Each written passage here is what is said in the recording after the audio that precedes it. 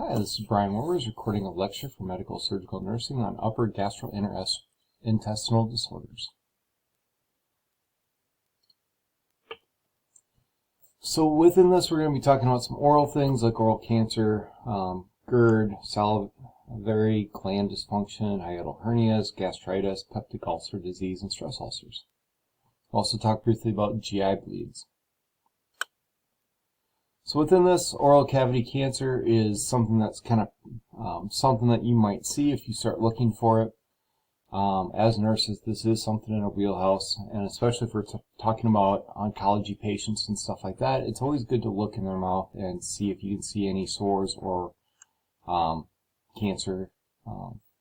So with this, realize that there's lots of different types of this one. So leukoplakia, so leuko means white, erythroplakia means red, squamous cell carcinoma, which is the most common, kind of looks like this. And then you got Kaposi's sarcoma, and that's kind of this raised dark color here.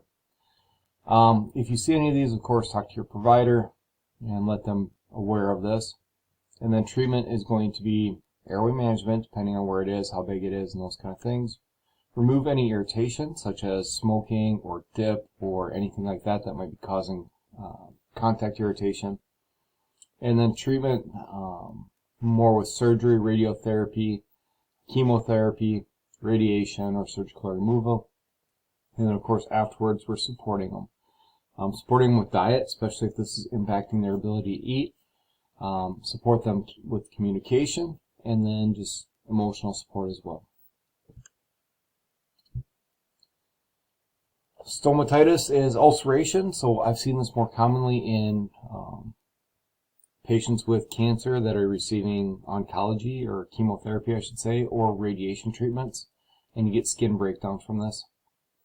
So other places you might see it, viral infections, bacterial infections, fungal infections, from irritants like alcohol, tobacco, or mouthwash, radiation like I mentioned, chemotherapy like I mentioned, allergic reaction, vitamin deficiency, or otherwise systemic disease. So assessment-wise, often your patient will report this to you because it hurts and they kind of got a breakdown in there and it stings and burns, especially depending on what they eat. Or you might notice it. And so for those oncology patients, once again, make sure you're looking in their mouth and looking for these things. Treatment-wise, we might use what they call magic mouthwash. That's not an official diagnosis or an official prescription. And realize that every place has got its own definition of what magic mouthwash is. Honestly, a lot of the times it's lidocaine, Maalox, and Benadryl, but sometimes some people put nystatin in there, or some pharmacies will use different mixtures with this one. And so, oftentimes what you're doing is a numbing medication like lidocaine, something to coat like Maalox, and then something to take any inflammation out like the Benadryl.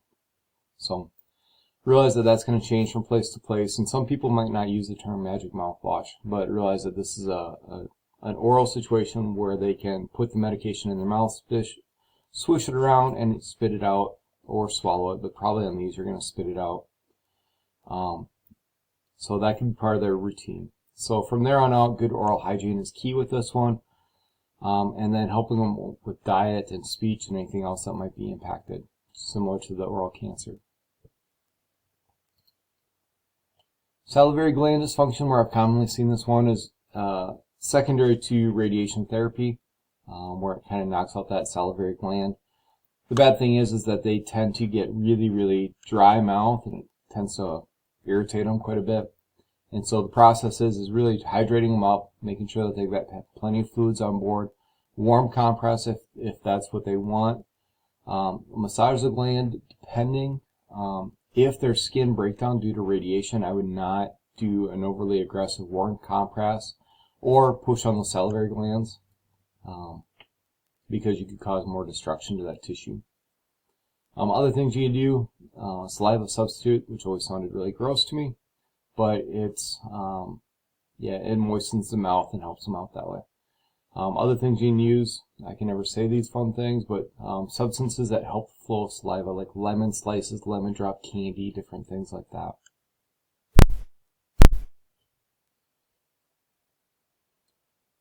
So hiatal hernias, it's when the stomach protrudes up through the diaphragm, so this is normal. What you're seeing here is a sliding hernia. and you're seeing a rolling hernia here. And so type 1, type 2 type of situation, but you can kind of see how it's a little different. With this, what people are going to say is that they're having more reflux or some burning and heartburn in those kind of situations, very similar to reflux, which we'll talk about here shortly. Realize that these can lead into reflux as you're kind of bypassing some of the stuff. So ultimately, your diagnosis on this is going to be radiology and seeing that stomach content is above the diaphragm. Management. So try to limit irritating food, so spicy food or other things like that, tobacco, alcohol, things like that tend to make this a little worse. If they've got reflux, other things you want to do too is, keep them NPO 2 hours before they lay flat, and that way gravity helps keep the food in the stomach. Using antacids like proton pump inhibitors and H2 blockers. And so just keeping that as a neutral environment. And then surgery is probably your gold standard for treatment on this one. Just kind of pulling it down, tightening this up a little bit, and making sure that it doesn't slide through that diaphragm again. So reflux, so gastroesophageal reflux disease or GERD is something that can happen secondary to those hiatal hernias. So what you're seeing then too is that you're getting reflux of the stomach contents up into the esophagus, and that causes irritation and inflammation. So things that are related to this: lower esophageal sphincter hypotension, so you get that lower esophageal sphincter here between your esophagus and your stomach, and if it's lax a little bit and it doesn't have good closure, you're going to get some of those stomach contents going up. Other risk factors: obesity, eating large meals, those kind of situations. Diagnostics: the biggest thing that you can do is a pH probe. And a pH probe is when you take, it looks like an NG tube, and you go down into the stomach, and it's got different sensors all along that.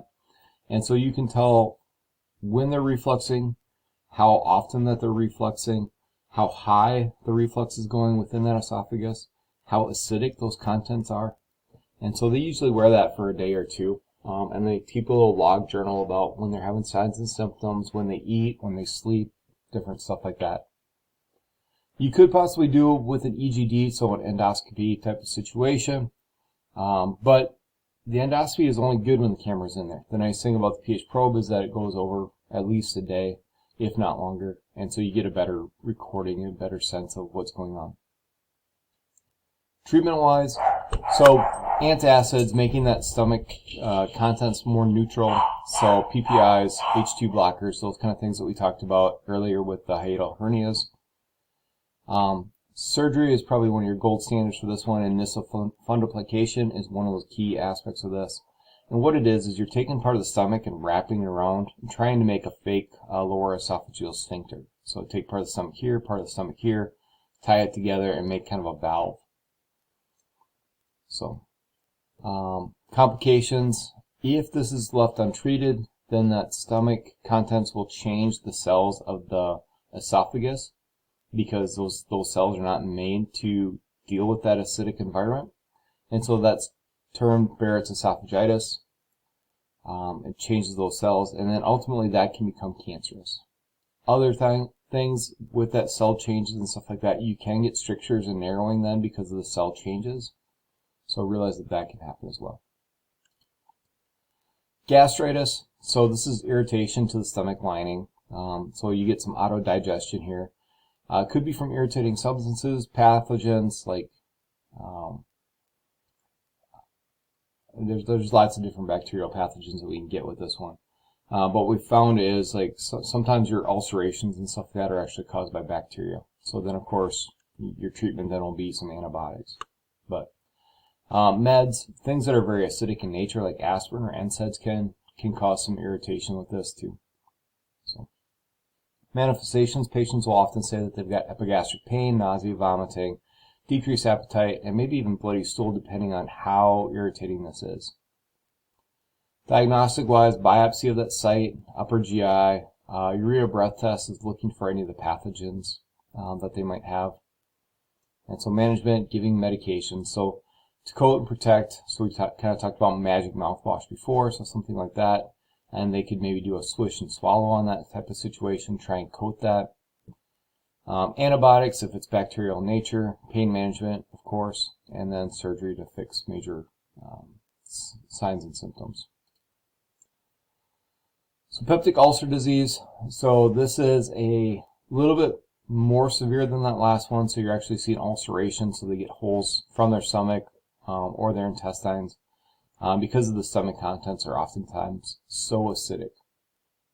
So if you get a breakdown on the mucosa, and then the acid is able to go through and break through the skin and that, or the wall of the stomach, and that's dangerous because you don't want that hydrochloric acid floating around into your peritoneum. So there are different types. You've got duodenal ulcers, gastric ulcers, those type of situations, but realize it's a breakdown of that hydrochloric acid of tissues. This is often an upper GI thing, and so upper GI endoscopies and stuff like that can be used to see these. It can be from H. pylori, and so that was one of the bacteria that can cause it, so of course you'll treat that. So supportive treatment with this, so if they are getting hypovolemic and shocky, and of course we're going to work with that, we're going to provide lots of fluids. Always work on your ABCs, so airway, breathing, circulation. If they're having any complications with those, then deal with those first. With any sort of GI bleeds, which these can be considered, you want 2 large IVs in, because you might have to give fluids and blood at a very rapid rate. Other things we'll do is like try and coat that, provide antacids so the stomach contents don't continue to break down these scales, and of course pain management as appropriate.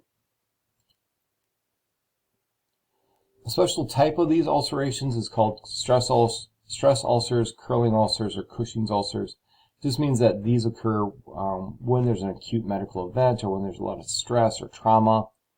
And so oftentimes when patients come in, even if they don't have a history of having ulcers, we're going to put them on medication management for this and to try and prevent these from happening, especially if they're NPO. If they're NPO, they've got nothing in there to neutralize that, and that hydrochloric acid just sits in there, and of course that causes complications. A GI bleed, so somewhere along the GI tract, we talked about gastritis, ulcers, cancer, other things like that, but you can get bleeding from a lot of different things. But the bad thing is it's really hard to put any sort of pressure on this. And so if they start bleeding, you can't just tamponade it by holding pressure. And so realize that it is very vascular tissue, and it can bleed, and it can bleed a lot, and that can be very problematic. So signs and symptoms, dyspepsia, so burping, doing those kind of things, but they usually have a really sharp, burning, gnawing chest pain. With that, so perforation is what we worry about, that you get hydrochloric acid, stomach contents free floating through the peritoneum. When that happens, if you get peritonitis, that abdomen becomes rigid and board-like, and that's a really bad sign. So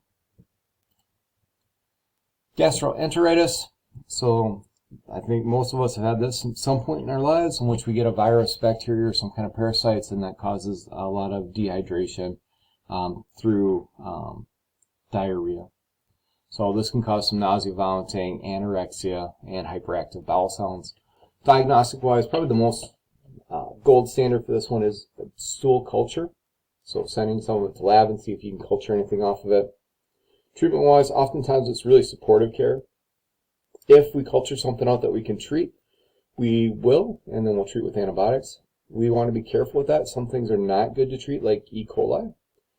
E. coli is really bad to treat in this situation because if you treat that, you're going to release a lot of endotoxins from that get released all at once, and that tends to damage your kidneys, and they could go into renal failure. So depending on what it is, you might give antibiotics, but you're probably not going to be indiscriminate as to the antibiotics that you're giving. So, and then supportive care with rehydration, substituting electrolytes, skin protection if they're having a lot of stools. But all in all, you're kind of doing those type of situations. That concludes this lecture on the upper GI system. If you have any questions, contact me.